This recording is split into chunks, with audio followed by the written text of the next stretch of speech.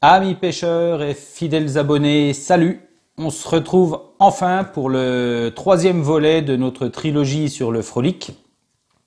Après avoir vu ensemble comment les différentes manières d'écher un frolic, on était passé sur une vidéo pour se constituer un petit boost, pour dynamiser un petit peu la pêche de cette éche.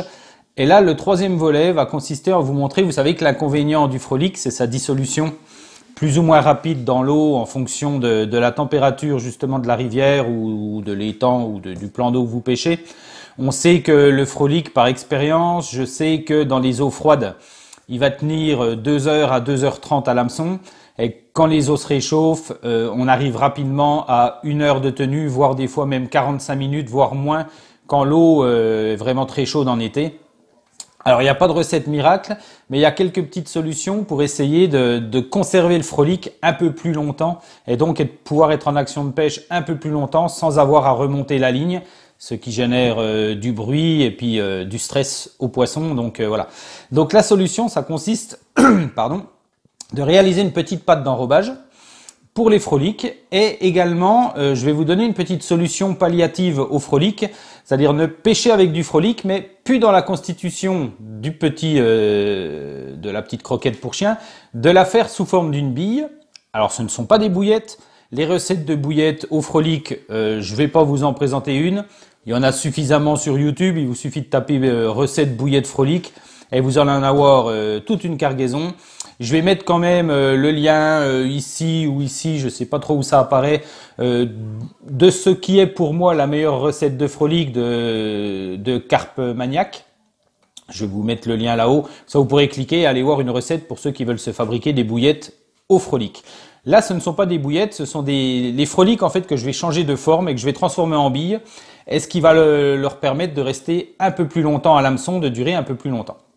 Donc pour faire cette petite pâte d'enrobage et également ces billes de frolic, de quoi on va avoir besoin? Déjà, il va falloir transformer nos frolics. Donc l'idée, moi, vous voyez, j'en ai préparé un petit peu d'avance. L'idée, c'est de transformer les frolics en farine, en poudre. Alors volontairement, c'est pas sur fin. Je laisse volontairement des petits morceaux dedans. Je sais pas si on voit d'ailleurs. On voit qu'il y a des petits morceaux de frolic. Bah, c'est un peu le but, hein. C'est que quand l'èche se désagrège, l'idée c'est qu'il y ait quand même des particules assez importantes qui se répandent dans l'eau. Donc il y a deux solutions pour transformer le frolic en poudre. Soit vous utilisez un blender, ça c'est très bien. On en trouve aujourd'hui, j'en ai vu, tiens je vous en parle. Ceux qui veulent chercher des blenders en ce moment pas trop chers, vous allez les trouver à 22 € dans les enseignes Leader Price. Avec justement avec le récipient en verre, ce qui est beaucoup plus robuste. Donc ça c'est idéal pour broyer les frolics, le blender ça va très bien. Là je me suis même pas embêté avec un blender vu que je voulais garder des particules assez grosses. J'ai utilisé mon crusher que vous trouvez à une quinzaine d'euros, voire peut-être même un peu moins aujourd'hui, si vous prenez pas de la marque.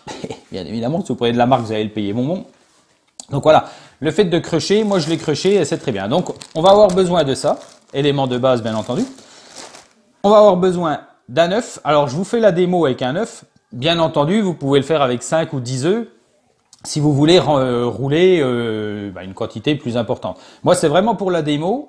Et puis, pour une pêche rapide, car je ne fais que des pêches rapides, j'en ai suffisamment assez. Donc, un œuf, du frolic réduit en poudre,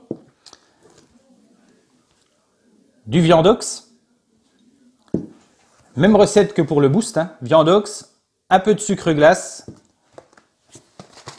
un peu de lait écrémé en poudre pour la diffusion et une petite seringue avec à l'intérieur 1 ml d'alcool. Vous pouvez utiliser l'alcool que vous voulez. Moi, en l'occurrence, c'est du rhum blanc. Voilà, 1 ml d'alcool pour faire cette petite préparation. Alors, je vous montre ces deux ingrédients-là. Je fais juste une petite parenthèse et après on passe à la recette. Je sais que le gouvernement français aujourd'hui attache beaucoup d'importance à la recherche. Que le gouvernement français se rassure. Si le gouvernement français recherche des scientifiques, des physiciens, des chimistes, qu'elle se rassure, il y en a plein les réseaux sociaux. Il y en a plein les réseaux sociaux, j'ai reçu des messages, ça sert à rien, ça c'est nul, ça sert à que dalle. L'alcool dans la confection des billes, ça sert à rien. Il n'y a aucun problème, les gars. Hein. Ça sert à rien. Vous avez raison. Mais n'en utilisez pas. N'en utilisez pas. Mais venez pas faire chier ceux qui veulent l'utiliser. C'est tout. Oui, il y a des pêcheurs chevronnés aujourd'hui qui utilisent ces ingrédients comme je vous le présente, hein, comme je l'ai dit, j'invente rien, qu'ils le présentent, qu'ils l'utilisent, qu'ils font énormément de poissons, mais il y aura toujours 2-3 personnes pour vous dire que de toute façon, ce que vous faites, ça sert strictement à rien, parce que les produits, ça sert strictement à que dalle. Et c'est bien les gars. Ça, c'était la petite parenthèse. Donc, que le gouvernement français soit rassuré, des scientifiques et des apprentis chimistes et des physiciens, il y en a plein les réseaux sociaux, ouais, ils viennent sur YouTube, ils peuvent recruter. Il y a des mecs au top qui sont là, qui ne demandent qu'à partager leur grand savoir de physique et de chimie. Voilà. Alors, donc, on va passer à la recette. Je vais vous montrer comment je réalise cette petite pâte d'enrobage. C'est vraiment tout simple. Et comme je le dis à chacune de mes vidéos, je n'invente rien. Ce sont des informations que j'ai prises auprès d'autres personnes, sur des blogs, sur d'autres chaînes YouTube. Moi, mon but, c'est de condenser un petit peu tout ce que j'ai appris et pouvoir le retranscrire aux jeunes qui recherchent des informations comme moi j'ai pu en chercher il y a quelques années. Voilà, c'est un partage de connaissances. Je n'ai aucune prétention, je ne sais surtout pas. Je ne suis pas la personne qui a inventé tout ça. Je partage des recettes qui marchent, qui sont utilisées aujourd'hui et qui fonctionnent. Quoi qu'en disent certains, ça fonctionne. Donc moi, je vous conseille de l'utiliser. Après, si les autres veulent pas l'utiliser, ils font ce qu'ils veulent avec leur soupe, il n'y a pas de problème. Allez, on passe à la recette.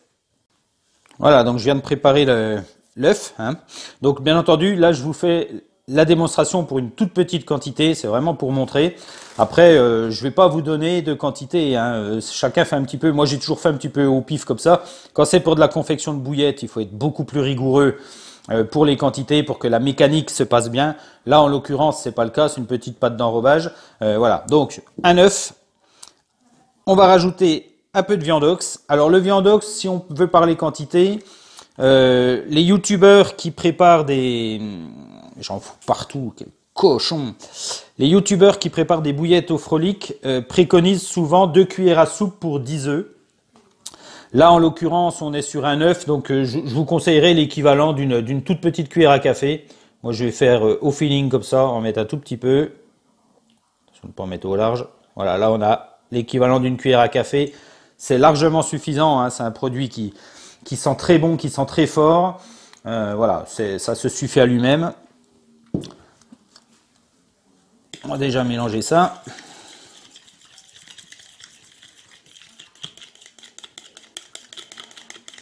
Alors pas besoin de rajouter, moi je rajoute pas de sel, hein, de choses comme ça. Il y a déjà de l'exhausteur de goût dans le viandox, ça suffit. Par contre on peut en rajouter, hein, ça pose pas de soucis, c'est un très bon conservateur, donc pourquoi pas. Mais je pense que dans le viandox, de toute façon, du conservateur il y en a, et je le vois quand j'ai fait mon boost. Hein. Le boost, ça va faire 2 mois que je l'ai, et il est toujours nickel, hein, il n'y a pas une moisissure et rien du tout. Donc ça prouve que dans le viandox, il y a du conservateur. On va rajouter un peu de sucre glace. Ça, le sucre, il a plus de preuves, ça n'a plus de preuves à faire. Hein. C'est un très bon exhausteur de goût supplémentaire. Et on sait que les carpes raffolent du sucre, donc ne pas se priver avec le sucre. Je préfère le sucre glace parce qu'il a un petit côté, petite qualité épaississante également. Donc c'est pas mal. On va rajouter du lait en poudre. Ça a vraiment l'avantage de diffuser parfaitement dans les différentes couches d'eau. Hein. Le lait en poudre, j'ai dit du sucre en poudre, non, c'est du lait en poudre. Ça, j'aime beaucoup ce produit-là. J'en mets vraiment, à chaque fois que je peux, j'en mets. C'est vraiment un super produit.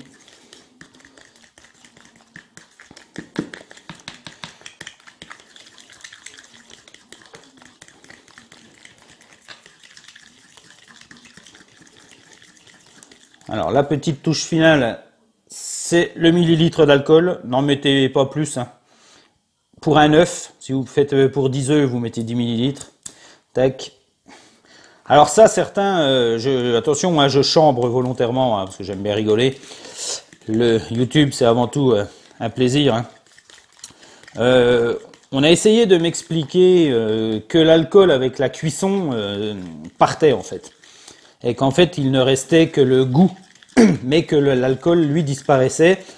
Et que l'alcool dans l'eau s'éliminait très rapidement. Je dis pas que c'est pas vrai, hein. J'ai pas fait d'études de chimie, moi, donc je dis pas que c'est pas vrai. Je dis juste que les grands pêcheurs l'utilisent le conseille, elle préconise, donc je ne vois pas pourquoi je ferai différemment. Si les grands pêcheurs disent que ça fonctionne, eh ben on va faire confiance à nos aînés et à nos mentors. Si je pense qu'ils ont un peu plus de connaissances que nous dans le domaine, et si eux l'utilisent, c'est pas pour rien. Donc voilà, la petite partie liquide. Et après, il suffit d'incorporer le Frolic en poudre, au fur et à mesure. Hein. N'en mettez pas trop à la fois. On va mélanger tout ça. Alors si ça prend trop de temps, je couperai la vidéo et je vous reprendrai après. Incorporez vraiment lentement, hein, parce que le Frolic a cette particularité de boire beaucoup. Donc il vaut mieux avoir à en rajouter plutôt que l'inverse. Après, s'il faut rajouter du liquide, c'est un peu plus chiant. Bon, après, on n'est pas en train de préparer un mix pour rouler. Hein.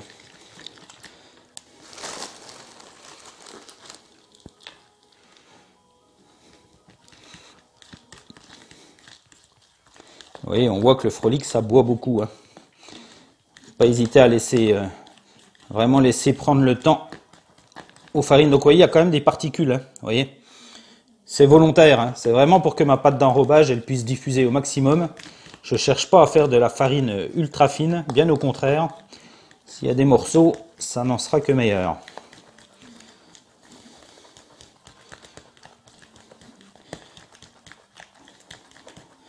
Allez, je vais continuer à rajouter. Et puis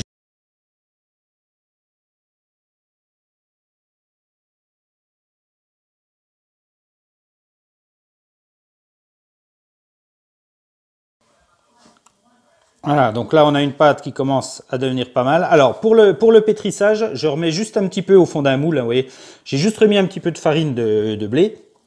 Ça c'est pour favoriser le pétrissage, pour pas que ça colle trop. Et là ça colle encore un peu trop. Mais on est déjà sur une texture qui est pas mal du tout. Là c'est une recette qui se rapproche fortement de la recette de bouillette. Hein. Sauf qu'on est vraiment sur du 100% Frolic. Hein. On n'a pas de farine de soja, on n'a pas de semoule de blé, on n'a pas de farine de maïs qui composent habituellement les bouillettes. Voilà. Là, on commence à avoir une pâte qui est pas mal du tout. Elle est encore un petit peu collante. Donc, si je fais tomber la caméra avec le trépied, on est mal. Voilà. Et puis vous constituez vos petites billes du diamètre que vous voulez. Là, sur un diamètre comme ça, on est sur du 24 mm. Pour la carpe, c'est pas mal.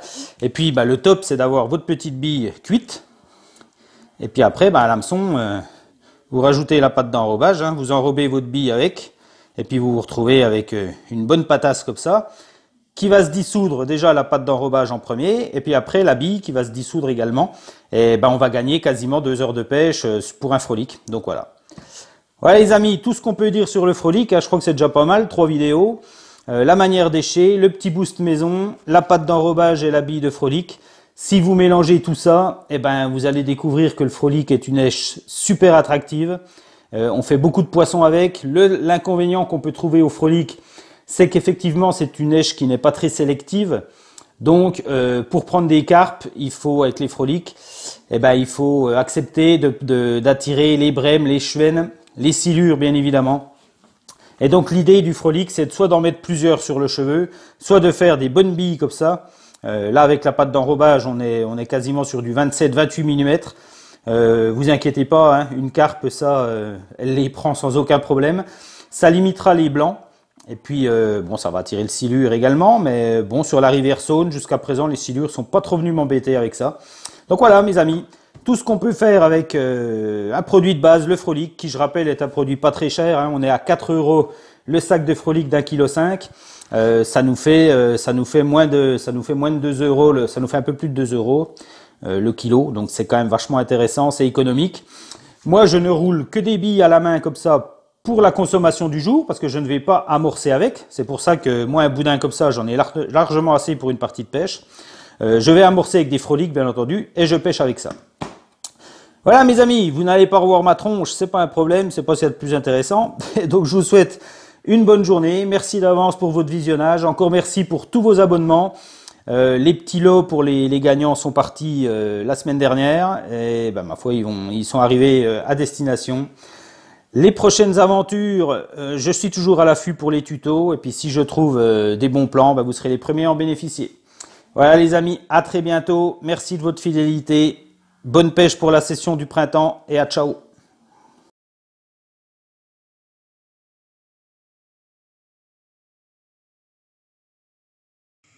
Alors voilà ce que ça donne hein, après un rapide roulage à la main comme ça. Donc bien entendu, il n'y en a pas beaucoup, mais ça serait bon, c'est pour la démonstration. Puis de toute façon, moi je roulerai pas plus, hein, vu que je fais des petites pêches rapides et c'est pas avec ça que je vais amorcer. Donc j'ai roulé un petit peu de tout. Hein. On a l'équivalent d'une bille en 14 mm. On a du 18 ici. On a à peu près l'équivalent d'une bille en 20. Et puis je roule quelques gros modules, hein, comme celle-ci qui fait un bon 24 mm. Voilà, donc on va mettre ça dans l'eau bouillante. Je pense que là, voilà, là on est bien. On va mettre les billes dedans. Hop. Voilà. Bonne ébullition. Ça va cuire gentiment. Dès que c'est cuit, les billes vont remonter à la surface. Et à ce moment-là, moi, quand elles remontent à la surface, je laisse encore 30 secondes, 1 minute. Et je les sors de l'eau. Et après, il faut vous trouver un petit panier, hein, généralement qu'on trouve dans les supermarchés. Ils vendent les champignons, généralement dedans, les champignons de Paris, des choses comme ça, des petites caissettes bleues. Vous pouvez en demander, ils vous les donnent gratuitement, il n'y a pas de souci. Et ben, ça permet de faire sécher les bouillettes. Là, après la cuisson, moi je fais sécher entre 24 et 48 heures, hein, mais plutôt 48 heures. Et après, soit à utiliser tout de suite, soit à conserver, vous pouvez les garder 1 ou 2 jours, mais après si vous les utilisez pas, il faut les congeler, hein, parce que sinon ça va pourrir. Donc voilà, on va attendre que ça remonte. Voilà, donc là on est à peu près à 3-4 minutes de cuisson. Et vous voyez, là on voit bien les billes qui remontent à la surface. Hein. On a encore les grosses à gauche là qui forcément sont plus lourdes, le diamètre n'est pas le même, mais voilà, on est quasiment bon à la cuisson. Les petites, ça fait déjà un petit moment qu'elles sont remontées, donc on va pouvoir arrêter la cuisson. Tac. On va prendre tout ça. On va écouter.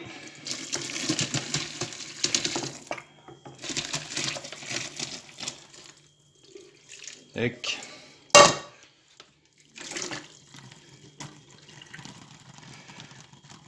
Voilà, donc là, les billes de Frolic sont cuites. C'est exactement le même principe que pour les bouillettes. Hein. C'est juste la composition des produits qui est différente. Et après, on fait sécher ça. Alors là, je mets sur un petit linge, mais l'idée c'est d'avoir vraiment un petit panier, hein, une petite corbeille. Et là, je vais juste laisser sécher comme ça, juste le temps de faire la vidéo, mais après, je vais les mettre dans une petite panière. Vous laissez sécher ça 48 heures, et après, c'est bon pour la pêche, il n'y a pas de souci. Et avec ça, bah forcément, ça va durer un peu plus longtemps dans l'eau. Hein, on va gagner du temps, on va pratiquement doubler le temps de diffusion. Une petite pâte d'enrobage en plus, et c'est le top, quoi. Voilà les amis.